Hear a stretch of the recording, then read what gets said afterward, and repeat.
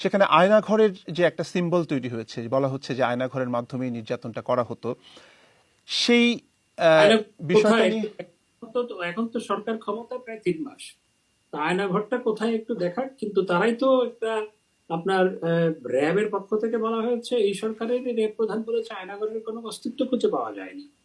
তো আয়নাঘর তারপর আপনার আসিফ নজরুল সাহেব, তিনি আইন উপদেষ্টা, তিনি এতদিন বলেছেন যে 26 লক্ষ ভারতীয় বাংলাদেশে কাজ করে। তো এখন 26 লক্ষ ভারতীয়কে ভারতে পাঠিয়ে দেওয়া হোক, সেই 26 লক্ষ ভারতীয় কই? আমার প্রশ্ন, ওনার কাছে সবই নিয়ে আমার প্রশ্ন। ওনাকে আমি ব্যক্তিগতভাবে চিনি, জানি, উনি একসময় বিচিত্রায় কাজ করতেন, আমার সাক্ষাৎকারও নিয়েছিলেন একবার।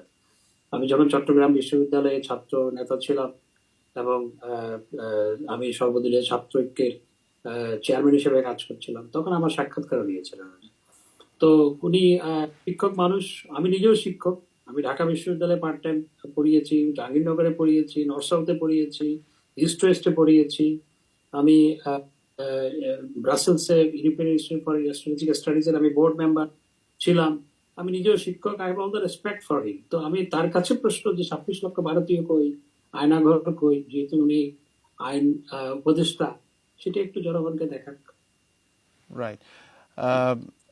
একটি বিষয় অনেকেই জানতে চায় যে আজকে আপনারা অনেকেই দেশ ছাড়তে বাধ্য হয়েছেন এবং সত্যিকার অর্থে বাংলাদেশের অন্তর্বর্তী সরকার যে অবস্থানে রয়েছে, মানে আওয়ামী লীগের প্রতি তাদের যে অবস্থান, তাতে করে সত্যিকার অর্থেই একটা বিরাট অংশ দেশ ছাড়তে বাধ্য হয়েছে বলে অনেকে মনে করছে। এখন আপনারা যদি কখনো আবার রাষ্ট্র ক্ষমতায় যান, সেক্ষেত্রে এই যে কর্মকাণ্ডগুলো হচ্ছে বা হয়েছে বা যেভাবে আপনারা দেখছেন বিষয়টিকে, প্রধান উপদেষ্টা সহ উপদেষ্টা পরিষদে যারা আছেন তাদের সঙ্গে কি আপনারা একই ধরনের আচরণ করবেন, নাকি একটু সহনশীলতা আপনাদের মধ্যে আশা করতে পারি আমরা?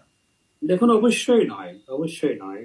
আমরা কখনো প্রতিহিংসামূলক আচরণ, আমি নিজে ব্যক্তিগতভাবে করার পক্ষপাতী নয়, এবং আমরা মনে করি আমার দলও প্রতিহিংসামূলক আচরণ করার পক্ষপাতী নয়। কারণ কেউ প্রতিহিংসা, আমার বিরুদ্ধে প্রতিদিন মামলা হয় একটি একটি, তো পর্যন্ত 50 কি 60টি হয়েছে, আজকেও একটি নাকি হয়েছে, প্রতিদিন একটি একটি করে হয়, এবং সবগুলো কপি পেস্ট। এ নিয়ে সরকারের কোনো বক্তব্য নেই, আমরা সেটা কখনো করব না। এবং আমাদের বিরুদ্ধে নিউজ হয়। আমি গত 10 বছরে ইউএইতে গেছি 2 বার, পররাষ্ট্রমন্ত্রী হওয়ার পর একবার, এর আগে একবার। ইউএইতে নাকি একটা রাস্তার ছবি দিয়ে দেখিয়ে দেওয়া হচ্ছে সবগুলো হচ্ছে ডক্টর হাসান মাহমুদ, এবং সেটার বিরুদ্ধে প্রতিবাদ দেওয়ার পরও ছাপায়নি। তো এখন এই যে I don't know how I would say, তো এই যে প্রতিহিংসা বা এই যে অপপ্রচার, আমরা এই কাজ করব না, এই কাজ করার পক্ষপাতী নয়। কেউ খারাপ উদাহরণ তৈরি করলে সেই খারাপ উদাহরণকে অনুসরণ করতে নেই। রসুল সাল্লাহ ইসলামের শিক্ষা হচ্ছে, আপনি জানেন যে যে তাকে একটা বুড়ি পথে কাঁটা বিছিয়ে দিত, তিনি সেই বুড়ি যখন অসুস্থ হলো তখন সেই বুড়ি দেখতে গিয়েছিলেন। এটাই হচ্ছে রসুল সাল্লাহ ইসলামের শিক্ষা। আমি যখন চট্টগ্রাম বিশ্ববিদ্যালয়ে ছাত্রলীগের সভাপতি ছিলাম, তখন আমাকে একবার অপহরণ করা হয়েছিল ইসলামী ছাত্র শিবির। অপহরণ করে আমাকে মেরে ফেলতে চেষ্টা করা হয়েছিল। Luckily I was saved. পরে আমাকে যারা অপহরণ করেছিল তাদের একজনের পায়ের উপর দেওয়াল পরে তার একটি পা কেটে ফেলতে হয়েছিল। আমি মুসলমান হিসাবে রসুল সাল্লাহ ইসলামের উদাহরণকে স্মরণ করে আমি তাকে হাসপাতালে দেখতে গিয়েছিলাম।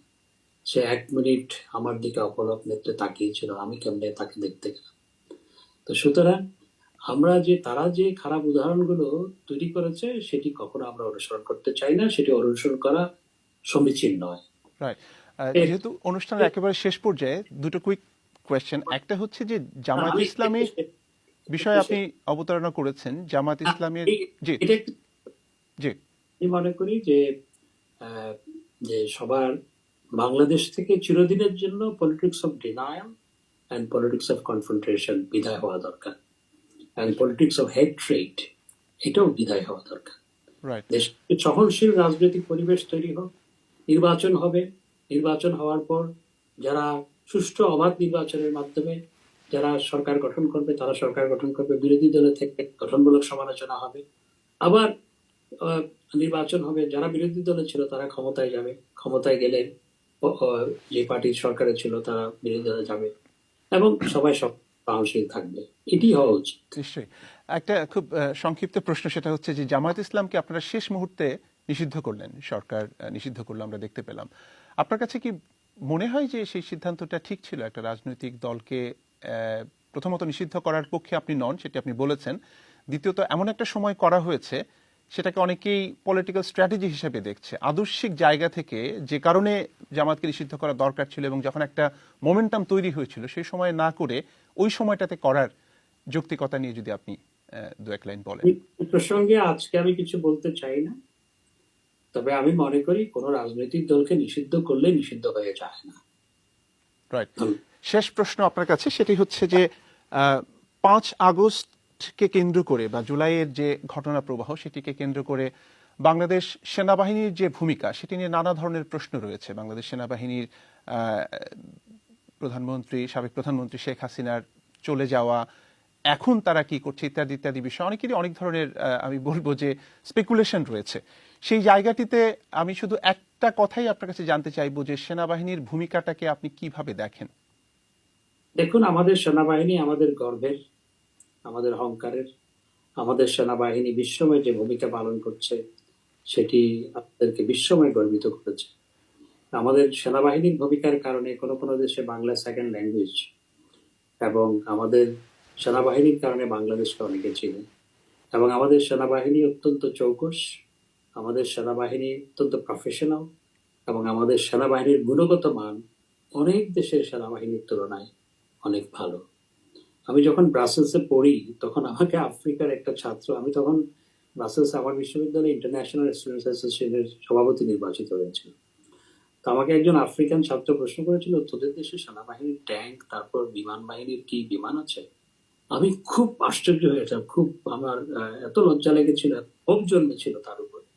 তাকে আমি বললাম, তারপর আমি সব করে বললাম, তো আমাদের দেশের সশস্ত্র বাহিনীর সরঞ্জাম জাতিসংঘকে ভাড়া দেওয়া হয়, এবং সুতরাং এবং তারা সবসময় জাতির প্রয়োজনে, দুর্যোগ দুর্বিপাকে তারা জাতির সাহায্যার্থে এগিয়ে এসছে, এবং যে কোনো দুর্বিপাকে তারা মানুষের পাশে দাঁড়িয়েছে। তা সেনাবাহিনী আমাদের গর্বের ধন। আমি কখনো সেনাবাহিনীকে যারা বিতর্কিত করার চেষ্টা করছে আমি সেটার বিরুদ্ধে, এবং সেনাবাহিনীকে বিতর্কিত করা উচিত নয়। সেনাবাহিনী সবসময় জনগণের পাশে সবসময় থেকেছে, যখন প্রয়োজন হবে তখন অবশ্যই তারা আরো ঘনিষ্ঠভাবে জনগণের সাথে কাজ করবে বলে আমি মনে করি। ডক্টর হাসান মাহমুদ, অনুষ্ঠানের একেবারে শেষ পর্যায়ে যুক্তরাজ্য, ইউরোপ এবং ইন্টারনেটের কল্যাণে সারা পৃথিবীর যারা বাঙালি দর্শক রয়েছেন, আমাদের অনুষ্ঠান দেখছেন, বিশেষ করে আপনার দলের যারা নেতাকর্মী রয়েছেন, তাদের উদ্দেশ্যে কি আপনার কিছু বলবার আছে? অবশ্যই আমার দলের নেতাকর্মীদের উদ্দেশ্যে আমি কিছু বলতে চাই। আমার দলের নেতাকর্মীদের হতাশ হওয়ার কোনো কারণ নেই। ৭৫-এর পরে হচ্ছে কঠিন সময় গেছে, এবং দল ঘুরে দাঁড়িয়েছে। দল পরপর 4 বার রাষ্ট্র ক্ষমতায় গেছে। সুতরাং দলের নেতাকর্মীদের উপর যে আজকে নির্যাতন নিপীড়ন হচ্ছে, এটি আগেও হয়েছে। আমাদের দলের হাজার হাজার নেতাকর্মীকে ৭৫-এর পর হত্যা করা হয়েছে, এখনো হাজার হাজার নেতাকর্মীকে হত্যা করা হয়েছে, এবং নিপীড়ন নির্যাতন নেমে এসছে, ঘর বাড়িতে থাকতে পারছে না লক্ষ লক্ষ নেতাকর্মী। আমি তাদের সবার উদ্দেশ্যে যেটি বলবো, এই আধার কেটে যাবে এবং সহসা দেশে একটি সুষ্ঠু স্বাভাবিক পরিবেশ ফিরে আসবে, এবং আমরা জনগণের পাশে অতীতেও ছিলাম, হয়তো আমরা থাকবো। এবং আমাদের নেত্রী, জননেত্রী শেখ হাসিনা, তিনি সবকিছু সম্পর্কে ওয়াকিবহাল আছেন, সবার সাথে তিনি যোগাযোগ রাখছেন, এবং তার মনোবল শতভাগ চাঙ্গা আছে, এবং আমরা আশা করি যে খুব সহসাই আধার কেটে যাবে। এবং আমি মনে করি যে আমাদের দলের নেতাকর্মীদের উদ্দেশ্যে যেটি বলবো, যখন এই আধার কেটে যাবে, আমাদের উপর যে অত্যাচার নির্যাতন এখন হচ্ছে বা হয়েছে, যেন আমাদের দলের নেতাকর্মীরা সেটি না করে।